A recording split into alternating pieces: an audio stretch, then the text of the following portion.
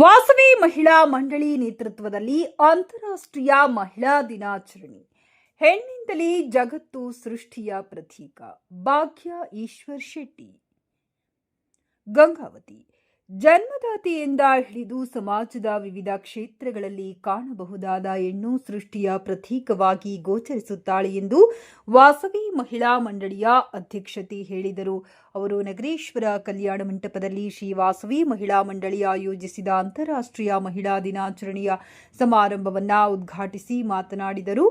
ಪ್ರಸ್ತುತ ದಿನಗಳಲ್ಲಿ ಹೆಣ್ಣಿನ ಮೇಲೆ ಶೋಷಣೆ ಪ್ರಕರಣಗಳನ್ನು ಗಮನಿಸಿದಾಗ ಭ್ರೂಣ ಹತ್ಯೆಯಿಂದ ಹಿಡಿದು ಶೋಷಣೆ, ಅತ್ಯಾಚಾರ, ಕೊಲೆ ನಿರಂತರವಾಗಿ ಜರುಗುತ್ತಿರುವುದು ಆತಂಕಕಾರಿ ಬೆಳವಣಿಗೆಯಾಗಿದೆ ಎಂದರು. ಮುಖ್ಯ ಅತಿಥಿಗಳಾಗಿ ಪಾಲ್ಗೊಂಡ ಆರ್ಯವೈಶ್ಯ ಸಮಾಜದ ಅಧ್ಯಕ್ಷ ರೂಪಾರಾಣಿ ರಾಯ್ಕರ್ ಮಾತನಾಡಿ, ಒಲಿದರೆ ನಾರಿ, ಮುನಿದರೆ ಮಾರಿ ಎನ್ನುವಂತೆ 4 ಗೋಡೆಗಳಿಗೆ ಸೀಮಿತವಾಗದೆ ಸಮಾಜದ ವಿವಿಧ ಕ್ಷೇತ್ರಗಳಲ್ಲಿ ದಿಟ್ಟ ಹೆಜ್ಜೆ ಇಡಬೇಕಾಗಿದೆ ಎಂದರು. ಇದೇ ಸಂದರ್ಭದಲ್ಲಿ ಸಿಎಂ ರಾಧಿಕಾ ಅವರನ್ನು ಆತ್ಮೀಯವಾಗಿ ಸನ್ಮಾನಿಸಿ ಗೌರವಿಸಲಾಯಿತು. ಈ ಸಂದರ್ಭದಲ್ಲಿ ವಿವಿಧ ಸಾಂಪ್ರದಾಯಿಕ ಆಟಗಳು, ಹಳೆಯ ನೆನಪುಗಳನ್ನು ಹಂಚಿಕೊಳ್ಳಲಾಯಿತು. ಸಾಧಕರ ಪರಿಚಯವನ್ನ ವಿನೋದ್ ನೆರವೇರಿಸಿದರು. ಇಲ್ಲೂರು ಲಕ್ಷ್ಮೀದೇವಿ, ಎಂ ಭಾರತಿ, ಗಾಯತ್ರಿ, ವಾಸು ಇತರರು ವೇದಿಕೆಯಲ್ಲಿ ಉಪಸ್ಥಿತರಿದ್ದರು.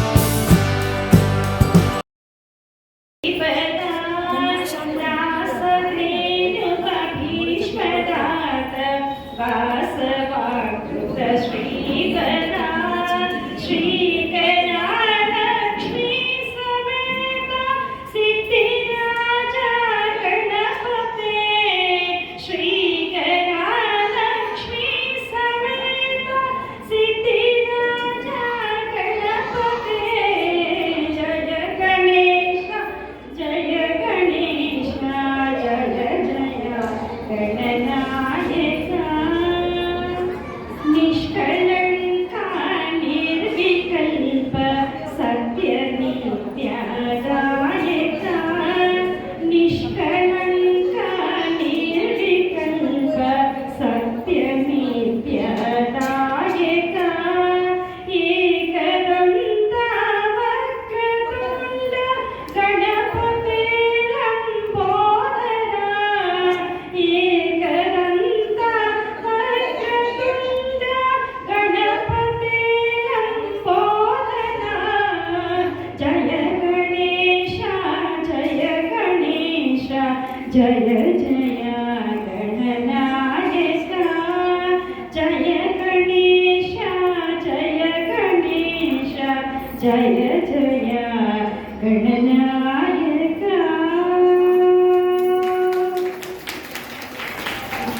ಜ್ಞಾನಗಟ್ಟಲೆ ದುಡ್ಡು ವಿಶ್ರಾಂತಿ ತಗೊಳ್ಳೋದಕ್ಕೆ ಒಂದೇ ಒಂದು ದಿನ ಕೂಡ ಬೀಳಿರೋದಿಲ್ಲ.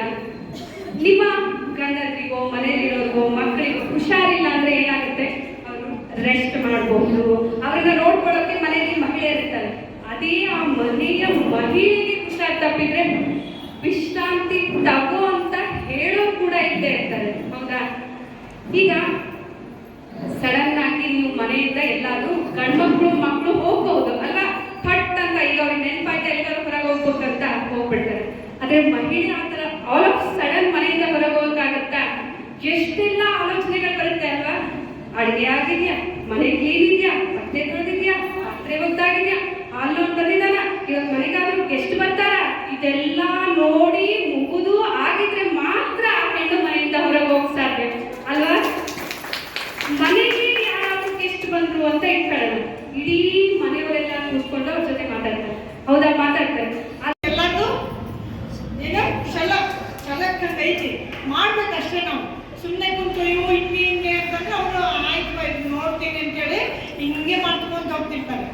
ಈಗೆಲ್ಲರೂ ಜಸ್ಟ್ ಈಗಿನವರೆಲ್ಲ ಏನಂತಾರೆ, ಈಗಿನ ಪೀರಿಯಡ್ ಎಲ್ಲರೂ ಚೇಂಜ್ ಆಗಿದ್ದಾರೆ ಅಂದ್ರೆ ಅದು ಇಮ್ಯಾಜಿನೇ ಮಾಡೋಕ್ಕಾಗಲ್ಲ, ಅದು ಚೇಂಜ್ ಆಗುತ್ತಿದೆ. ಹಂಗೆ ಆಗ್ಬಾರ್ದು. ನಮ್ಮ ಒಂದು ಚೇಂಜ್ ಆಗೋದು ಕಲಿಬೇಕಷ್ಟೇ. ನಾವು ಒಂದಿಷ್ಟು ಬರ್ಕೊಂಡು ಬಂದಿದ್ದೀನಿ, ಯಾಕಂದ್ರೆ ಹಿಂಗೆ ನಿಮ್ಗೆ ಹೇಳಕ್ ಬರಲ್ಲ. ದಯವಿಟ್ಟು ಜೈವಾಸ್ನಿ ಒಂದ್ಸಲ ಎಲ್ಲರೂ ಸ್ಟೇಟ್ ಕುತ್ಕೊಳ್ರಿ, ಯಾಕಂದ್ರೆ ಈ ಪ್ರೋಗ್ರಾಮ್ ಸ್ಟಾರ್ಟ್ ಆಗ್ಬೇಕಂದ್ರೆ ಓಮ್ ಹೇಳೋದು 3 ಸಲ. ನಾನು ಹೇಳ್ತಲ್ಲ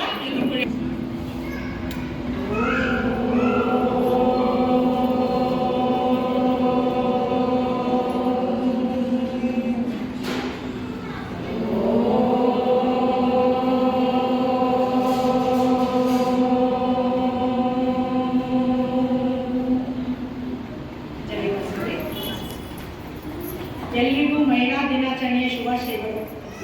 ಇಂದಿನ ದಿವಸ ನಿಮಗಾಗಿ ಮತ್ತು ನನಗೆ ಸಂಬಂಧಿಸಿದ ಕೆಲವು ಮಾತುಗಳನ್ನು ಮೆಲುಕು ಹಾಕೋಣ. ಓಕೆನಾ? ಮಹಿಳೆಯರು ಸಮಾಜದ ಒಂದು ಶಕ್ತಿ. ಮಹಿಳೆ ಒಂದು ಕುಟುಂಬದ ಶಕ್ತಿ ಮಾತ್ರವಲ್ಲ, ಸಮಾಜದ ಶಕ್ತಿಯೂ ಹೌದು. ತಾಯಿ ಮನೆಗೆ ಬೆಳಕು ಮತ್ತು ದಾರಿದೀಪವಾಗಿರುತ್ತಾಳೆ. ಮಕ್ಕಳಿಗೆ ಸಂಸ್ಕಾರ ಮತ್ತು ಧರ್ಮವನ್ನು ಕಲಿಸುವ ಮೊದಲ ಗುರು ಯಾರು? ತಾಯಿಯೇ. ಒಬ್ಬ ಮಹಿಳೆ ಜಾಗೃತಿಯಾಗಿದ್ದರೆ ಒಂದು ಪೀಳಿಗೆ ಜಾಗೃತವಾಗ್ತೈತಿ. ಒಂದು ಮಂಥನಕ್ಕೆ ಒಂದು ಮಹಿಳೆ ಜಾಗೃತ ಅಂದ್ರೆ ಧರ್ಮ ಸಂಸ್ಕಾರ ಅದನ್ನು ಫಾಲೋ ಅಪ್ ಸ್ಟ್ರಿಕ್ಟ್ ಆಗಿ ಮಾಡಿದರೆ ಅವ್ರ ಪೀಳಿಗೆನೇ ಒಂದೇನಾಗ್ತೈತಿ, ಜಾಗೃತ ಒಂದು ಪೀಳಿಗೆ ಆಗ್ಬಿಡ್ತೈತೆ. ಆದ್ದರಿಂದ ಮಹಿಳೆಯರು ತಮ್ಮ ಶಕ್ತಿಯನ್ನು ಅರಿಬೇಕು, ಅರಿತು ಮುಂದೆ ಹೋಗ್ಬೇಕು. ಸುಮ್ಮನೆ ಹಿಂಗೆ ಅಯ್ಯೋ ಅವ್ರು ಹೇಳ್ತಾರೆ ಇವ್ರು ಹೇಳ್ತಾರೆ ಅಂತ ಕುತ್ಕೊಂಡು ವ್ಯಕ್ತ ಮಾಡಿದ್ರೆ ನ್ಯಾಯ ಧರ್ಮಕ್ಕೆ ಬೆಲೆನೇ ಇರೋದಿಲ್ಲ. ಯಾಕಂದ್ರೆ ಈಗಿನ ಜನ ಮಕ್ಕಳಾಯ್ತು ಗಂಡಂದ್ರಾಯ್ತು ಅನ್ಯಾಯ ವಿರುದ್ಧನೇ ಇರ್ತಾರೆ. ಎಲ್ರು ನಿಮ್ಗೆ ತಿಳಿತಾ ತಪ್ಪು ದೇವ್ರ ನೆನೆಸ್ಬೇಕು, ಹೇಳ್ಬೇಕು ಅವ್ರಿಗೆ ಅಷ್ಟೇ. ಅವ್ರು ಬಿಡ್ತಾರೆ ಬಿಡ್ತಾರೆ, ದೇವ್ರಿಗೆ ನಿಮ್ಗೆ ಒಪ್ಸಿಟ್ಟು ನಮ್ಗೆ ನನ್ನ ಆತ್ಮಕ ಸರಿ ಕಾಣೋದು ನಾ ಹೇಳ್ಬೇಕು. ಇಷ್ಟು ಒಂದು ಸ್ವಲ್ಪ ಚೇಂಜ್ ಆಗ್ಬೇಕು. ಯಾಕಂದ್ರೆ ಸಮಾಜ ಚೇಂಜ್ ಆಗಬೇಕು, ಒಳ್ಳೆ ಒಂದು ಧರ್ಮದ ಆಗ್ಬೇಕು ಅಂತಂದ್ರೆ ನಾವು ತಾಯಿ ಅಂದ್ರೆ ಜಾಗೃತ ಆಗ್ಬೇಕು. ಇನ್ನೊಂದು, ಮಹಿಳೆಯರು ಸುಮ್ಮನೆ ಕುಳಿತುಕೊಳ್ಬಾರ್ದು. ಇಂದಿನ ಸಮಾಜದಲ್ಲಿ ಮಹಿಳೆಯರು ಮೌನವಾಗಿರಬಾರ್ದು. ಸಮಾಜದ ಸಮಸ್ಯೆಗಳಿಗೆ ಸ್ಪಂದಿಸಬೇಕು. ಸಭೆಗಳಲ್ಲಿ, ಸಂಘಗಳಲ್ಲಿ ಮತ್ತು ಕಾರ್ಯಕ್ರಮಗಳಲ್ಲಿ ಭಾಗವಹಿಸಬೇಕು. ತಮ್ಮ ಅಭಿಪ್ರಾಯವನ್ನು ಧೈರ್ಯವಾಗಿ ಹೇಳಬೇಕು. ಮಹಿಳೆಯರು ಮುಂದೆ ಬಂದರೆ ಸಮಾಜದಲ್ಲಿ ಬದಲಾವಣೆ 100%. ಯಾಕಂದ್ರೆ ಗಂಡ್ಮಕ್ಳಿಗೆ ಅವ್ರು ತಿಳಿದೇ ಮಾಡ್ತಾರೆ. ಈಗಿನ ಸಮಾಜ ಮಾತ್ರ ಹಾಗೇ ಇದೆ.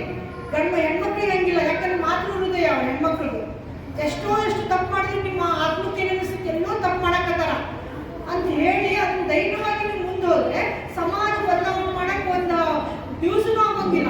ಎಲ್ಲರೂ ಒಬ್ಬಟ್ಟು ನೋಡಿದಾಗ ನಮ್ಗೆ ಇದಾಗ್ತದೆ, ಚೇಂಜ್ ಆಗಲಿ. ಎಲ್ಲರೂ ಸುಮ್ಮನೆ ಕುಂತು ಅವ್ರು ತಪ್ಪು ಮಾಡಕತ್ತಾರ, ಏನೋ ಅವ್ರು ಏನ್ ಮಾಡ್ತಾರೆ ಬಿಡು, ನಾವು ನೋಡೋಣ. ಯಾಕಂದ್ರೆ ನಮ್ಮ ಸಮಾಜಕ್ಕೂ ವಹಿಸ್ತೈತಿ ಅದನ್ನ ನಾನು ಈಗ ನಿಮ್ ಸುಮ್ಮನೆ ಹೇಳ್ತಾ ಇಲ್ಲ. ನಮ್ಗೂ ಸಮಾಜಕ್ಕೂ ವಹಿಸ್ತೈತಿ. ಯಾರೋ ತಪ್ಪು ಮಾಡಕತ್ತಾರ, ಇವ್ರೇನೋ ಸರಿ ಮಾಡ್ತಾರ, ನಾವು ನೋಡೋದು ಇಲ್ಲ. ನಿಮ್ಗೆ ತಪ್ಪೈತಾ, ಅದನ್ನ ಏನು ತಪ್ಪೈತೆ ಅದನ್ನ ಎಲ್ಲರೂ ಹೋಗಿ ಏನಾಗ್ತಂದ್ರೂ ಹೇಳ್ಬೋದು, ಇಲ್ಲ ನಮ್ಮನ್ನಾದ್ರೂ ಕೇಳ್ಬೋದು. ನೆಕ್ಸ್ಟ್, ಧರ್ಮವನ್ನು ಕಾಪಾಡುವ ಶಕ್ತಿ ಮಹಿಳೆಯದೇ ಇದೆ. ನಮ್ಮ ಧರ್ಮ ಮತ್ತು ಸಂಸ್ಕೃತಿಯನ್ನು ಉಳಿಸುವ ಶಕ್ತಿ ಮಹಿಳೆಯರಿಗೆ ಮಾತ್ರ ಇದೆ. ಏನು ಧರ್ಮ ಮತ್ತು ಸಂಸ್ಕೃತಿ ಉಳಿಸುವ ಶಕ್ತಿ ನಮ್ಮ ಮಹಿಳೆಯರಿಗೆ ಇದೆ. ಮನೆಯಲ್ಲೇ ಧರ್ಮದ ಆಚರಣೆಗಳನ್ನು ಪಾಲಿಸುವವರು ಮಹಿಳೆಯರು ಮಾತ್ರ.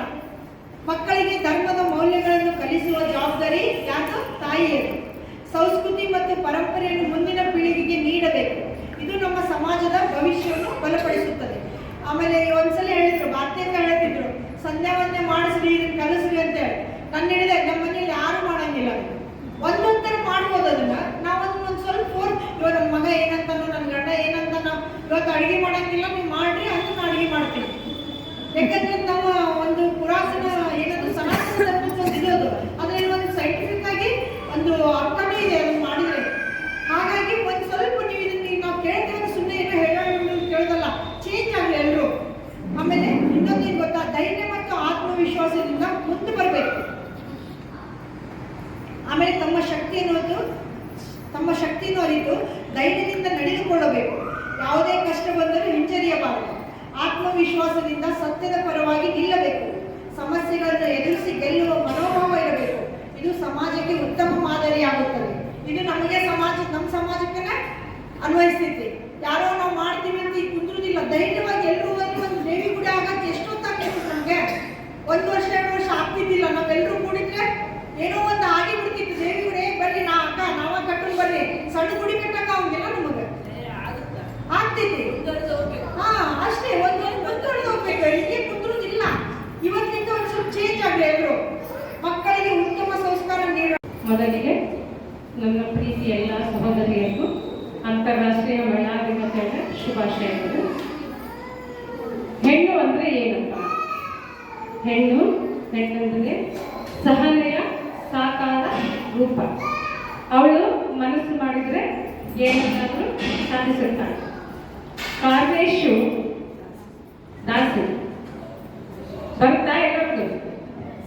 ಕಾರ್ಯೇಶು ದಾಸಿ, ಕರ್ಮೇಶು ಮಂತ್ರಿ, ಭೋಜೇಶು ಮಾತಾ, ಶೈಲೇಶು ರಂಭೆ, ಮುಂದ ರೂಪೇಶು ಲಕ್ಷ್ಮಿ, ಕ್ಷಮೆಯ ಗರತಿ. ಇವೆಲ್ಲ ಯಾರಿಗೆ ಹೇಳಿದ್ರಿ? ಯಾರಿಗೆ ಹೇಳ? ಒಬ್ಬ ಮಹಿಳೆಗೆ, ಒಬ್ಬ ಹೆಣ್ಣು ಮಗಳಿಗೆ. ಅಂದ್ರೆ ಹೆಣ್ಣು ಮಕ್ಕಳಲ್ಲಿ ಎಷ್ಟೊಂದು ಶಕ್ತಿ ಇದೆ ಅಂತ ತೋರ್ಲಿಕ್ಕೆ ನಾವೆಲ್ಲ ಇಲ್ಲಿ ಸೇರಿವಲ್ಲ, ಅದೇ ಒಂದು ಸಾಕ್ಷಿ. ಆದರೂ ಇನ್ನೂ ಹೆಚ್ಚಿನ ಪ್ರಮಾಣದಲ್ಲಿ ಬರಬೇಕಾಗಿತ್ತು, ಬಂದಿಲ್ಲ. ಅದು ಅವರಿಗೆ ಬಿಟ್ಟಿತ್ತು. ಈಗ ಹೆಣ್ಣು ಮೊಟ್ಟ ಮೊದಲು ಯಾವ ಸ್ಥಾನಕ್ಕೆ ಬರ್ತಾಳೆ? ಮಗಳಾಗಿ ಬರ್ತಾಳೆ. ಹೋಗಿ ತಾಯಿ ತಗೊಳ್ಳೋಣ. ಫಸ್ಟ್ ತಾಯಿ ಪ್ರೆಗ್ನೆಂಟ್ ಇದ್ದಾಗ ಏನ್ ಮಾಡ್ತಾರೆ? 1 ತಿಂಗಳು ಆಗುತ್ತದೆ, ಇನ್ನು ತೋರ್ಸಕ್ ಹೋಗ್ತೀವಿ ಎಲ್ಲ 1.5 ತಿಂಗಳಿಗೆ. ಅಲ್ಲಿ ತೋರ್ಸ್ಕೊಂಡು ಬಂದ ನಾವೇನ್ ಮಾಡ್ತೀವಿ? ಬಹಳ ಕೇರ್ಫುಲ್ ನಮ್ಮ ಹೊಟ್ಟೆ ಮಗು ಐತಿ, ಆಮೇಲೆ 3 ತಿಂಗಳು ಆಗುತ್ತ ಪಕ್ಕ ಆಗ್ತದದು. ಅವಾಗ ಏನ್ ಮಾಡ್ತೀವಿ? ನಾವು ಗೋಡಂಬಿ ತಿನ್ಬೇಕು, ದ್ರಾಕ್ಷಿ ತಿನ್ಬೇಕು, ರಾತ್ರಿ ನೆನೆಯಕ್ಕೆ. ಯಾಕೆ ಹೇಳ? ಆಗಲೇ ನಾವು ಮಗುವಿನ ಒಂದು ಬೆಳವಣಿಗೆ ಬಗ್ಗೆ ಅಷ್ಟು ಅಟ್ಯಾಚ್ಮೆಂಟ್ ಆಗ್ಬಿಟ್ಟಿರ್ತದೆ ತಾಯಿಗೆ. ಬಟ್ ತಂದೆಗೆ ಇರ್ತದ, ಅವ್ರಿಗೇನು ತಂದು ಹಾಕೋ ಜವಾಬ್ದಾರಿ. ನಾವೇನ್ ಮಾಡ್ತೀವಿ? ಎಲ್ಲ ಹೊಣೆ ಹೋಗ್ತೀವಿ ಸಂಸಾರದ್ದು. ಅವಾಗ ಮಾಡ್ತೀವಿ 9 ತಿಂಗಳವರೆಗೂ ನಾವೇನ್ ಮಾಡ್ತೀವಿ ಗೊತ್ತಾ? ಅದು ನಮಗೆ ಕಷ್ಟ. ಒಂದು ಮಗುವಿಗೆ ಒಂದು ಜನ್ಮ ಕೊಡಬೇಕಾದ್ರೆ ಆ ತಾಯಿ ಪುನರ್ ಜನ್ಮ ಪಡಿತಾರೆ, ಹೌದಾ? ಅದನ್ನ ಗೊತ್ತಿದ್ದು ಸಹ ನಾವು ಅದಕ್ಕೆ ಒಂದು ಪ್ರಾಮುಖ್ಯತೆ ಕೊಡ್ತೀವಿ ಒಂದು ಮಗುವಿನ ಹೆರಕ್ಕೆ. ಈ ಭೂಮಿಗೆ ಜನ್ಮ ಕೊಡ್ತೀವಿ ನಾವು ಮಕ್ಕಳಿಗೆ. ಇಲ್ಲ ಅಂದ್ರೆ ನಾವು ಯಾರು ಇರ್ತಿರ್ಲಿಲ್ಲ. ಎಲ್ಲರೂ ಬೇಡಪ್ಪ ನಮ್ಗೆ ನೋವಾಗುತ್ತಾ, ನಾವೇನು ಮಕ್ಕಳಿಗೆ ಹೆರೋದು ಬೇಡ ಅಂದ್ರೆ ಎರಡೇ, ಒಂದು ಗಂಡು ಒಂದು ಹೆಣ್ಣು ಪ್ರಪಂಚದಾಗ ಅಷ್ಟೇ ಇರ್ತಿದ್ರು. ಸೊ ಹೆಣ್ಣಿಗೆ ಒಂದು ಪ್ರಾಮುಖ್ಯತೆ, ಒಂದು ಮಹಾಶಕ್ತಿ ಇದೆ ಹೆಣ್ಣಿಗೆ. ಆಮೇಲೆ ಅವಳು ಮಗಳಾಗ್ತಾಳೆ, ಆಮೇಲೆ ಹೆಂಡತಿಯಾಗಿ ಒಂದು ಮನೆಗೆ ಹೋಗ್ತಾಳೆ, ಒಂದು ಪರಿಸರದಿಂದ ಇನ್ನೊಂದು ಪರಿಸರಕ್ಕೆ ಹೋಗ್ತಾಳೆ. ನಾವು ಪ್ರಶ್ನೆ ಕೇಳ್ತೀವಿ, ಯಾವಾಗ ಹೆಣ್ಣು ಮಗಳು ಫುಲ್ಲು ಫ್ರೀಯಪ್ಪ, ಯಾವುದು ಜವಾಬ್ದಾರಿ ಇದ್ದಾಳೆ ಅವಳಿಗೆ, ಅದು ಯಾವಾಗಂತ ಯಾವ ಒಂದು ಮಟ್ಟ ಯಾವ ಸ್ಟೇಜ್ ಹೇಳ್ತಾರೆ ಹೇಳ್ಬೋದು, ಈಸಿನೇ ಇದೆ. ನೋ ಆಫ್ಟರ್ 16 ಚಿಂತೆಯ ಸಸಿ ನೋಡಲ್ಲ, ಮಾವ ನೋಡಲ್ಲ, ಮಗ ನೋಡಲ್ಲ, ಮಗು ಹುಟ್ಟಿದಾಗಿನಿಂದ ಮದುವೆ ಆಗವರು ಓಕೆನಾ, ಏನು ಜವಾಬ್ದಾರಿ ಇರಂಗಿಲ್ಲ. ಅವ್ರು ಆರಾಮ್ ತಾಯಿ ಮಾಡಕ್ಕ ಓದ್ ಬಿಟ್ರೆ ಮತ್ತೆ ಅದಿಲ್ಲ ಅಂದ್ರೆ ಏನು ಓದೋದನ್ನು ಮಾತ್ರ ಇರ್ತದೆ ಅವ್ರಿಗೆ. ಯಾಕಂದ್ರೆ ಅದು ಮುಂದಿನ ಭವಿಷ್ಯತ್ತಿಗೆ ಅವ್ರಿಗೆ ಬುನಾದಿ ಮಾಡಿಕೊಡ್ತದೆ ಓದೋದು. ಹಾಗಾಗಿ ಓದೋದು ಬಿಟ್ರೆ ನಾವು ತಲೆಗೆ ಎಕ್ಸಾಮ್ ಬರ್ಬೇಕು, ಅವ್ರು ನೋಡ್ಬೇಕು, ಬಟ್ ಇನ್ನೂ ಬಡ್ಸಲ್ಲ ಅವರು ಹಂಗೆ ಹಾಕಿರ್ತಾರಲ್ಲ ಒಂದು ಮಕ್ಕಳು. ನಾವೇ ಮಾಡಿಸ್ಬೇಕು, ಇದ್ದಲ್ಲೇ ಹೋಗಿ ಕಾಫಿ ಕೊಡ್ಬೇಕು, ಮತ್ತೆ ಟೈಮ್ ಇಡ್ತಾರಲ್ಲ ನಾವು ಇಷ್ಟೊತ್ತಿಗೆ ಎಬ್ಬಿಸಮ್ಮ ಅಂತ ಎಬ್ಬಿಸ್ಬೇಕು, ಮತ್ತೆ ತಿಂಡಿನೋ ಏ ಟೈಮ್ ನಾವು ಕೊಡ್ಬೇಕು. ಆ ಒಂದು ನೆನಪುಗಳು ಇರ್ತಾವಲ್ಲ, ಸ್ವೀಟ್ ಮೆಮೊರೀಸ್ ಮದುವೆ ಆದ ನಂತರ ಬರಲ್ಲ. ಹೌದಾ? ಅವು ನಮ್ಮ ಜವಾಬ್ದಾರಿ ಜಾಸ್ತಿ ಆಗುತ್ತೆ.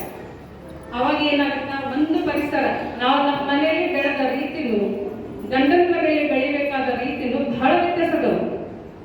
ಇಲ್ಲಿ ಅಣ್ಣ ತಮ್ಮ ಅಕ್ಕ ತಂಗಿ ಎಲ್ಲರೊತ್ತಿಗೆ ಒಡನಾಟ ಬಂದ್ಬಿಟ್ಟಿರ್ತದೆ. ಅಲ್ಲಿ ಹೋಗಿ ಅತ್ತೆ ಜೊತೆಗೆ ಬರಿಬೇಕು, ಮೈದನ ಜೊತೆಗೆ ಬರಿಬೇಕು, ಭಾವ ಅತ್ತೆ ಮಾವ ನಾಟಿ ಎಲ್ಲರತ್ರಲ್ಲೂ ಅವರು ವಿಭಿನ್ನ ಗುಣಗಳನ್ನು ಹೊಂದಿರ್ತಾರೆ. ಹೌದಾ? ಅಂಥವೆಲ್ಲವನ್ನು ನಾವು ಮೆಟ್ಟು ನಿಲ್ತೀವಲ್ಲ, ಅದು ಹೆಣ್ಣಿಗೆ ಒಂದು ದೊಡ್ಡ ಸ್ಥಳ. ಹೌದಾ? ಅದೆಲ್ಲ ಮಾಡಿಕೊಂಡು ಮತ್ತೆ ಮದುವೆ ಬಾಣತನ ಯಾವ್ದಾದ್ರು ಕಡಿಮೆ ಮಾಡ್ತೀವ ನಾವು ಹೆಣ್ಮಕ್ಳು ಎಲ್ಲರೂ, ಈವನ್ ಆ ಸ್ಟೇಜಿಗೆ ಬಂದಾಗ ಎಲ್ಲರೂ ಮಾಡ್ತೀವಿ. ಆ ಒಂದು ತ್ಯಾಗಮಯಿ ಇದ್ದೇ ಇರ್ತಾರೆ. ಆ ನಂತರ ಅತ್ತೆಯಾಗಿ ಬಂದಾಗ ಅವ್ರು ಬಿಡ್ತಾರೆ, ಅವರು ಹಾಗೆ ಎಲ್ಲ ನೋಡ್ತಾರ, ನನ್ನ ಸಸಿ ಎಲ್ಲಿ ಹೋಗ್ತಾಳ, ಎಲ್ಲಿ ಬರ್ತಾಳ, ಅವ್ರು ಹೆಂಗ್ ಇಟ್ಕೋಬೇಕು, ಇದು ಮಾಡಮ್ಮ ಅದು ಮಾಡಮ್ಮ ಅಂತ ಹೇಳಿ ಕೊಡ್ತಾರೆ. ನಾವು ಯಾವತ್ತು ಅತ್ತೆಯನ್ನ ತಾಯಿ ರೂಪದಲ್ಲಿ ಕಾಣ್ತೀವೋ ಅವರು ಆಗ ನಮ್ಮನ್ನ ಮಗಳ ರೂಪದಲ್ಲಿ ಹೋಗ್ತಾರೆ. ನಾವೇನು ಈಗಿನ ಅತ್ತೆ ಮಾವನ ಸೇವೆ ಮಾಡ್ತೀವಲ್ಲ, ಅದು ನಮ್ಮ ಮಕ್ಕಳಿಗೆ, ನಮ್ಮ ಮುಂದಿನ ಪೀಳಿಗೆಗೆ ಬಹಳ ಸಹಕಾರಿ ಆಗುತ್ತೆ ಅಂತ ನಾನು ಹೇಳ್ತೀನಿ. ಅವ್ರು ಆ ಥರ ಮಾಡಿ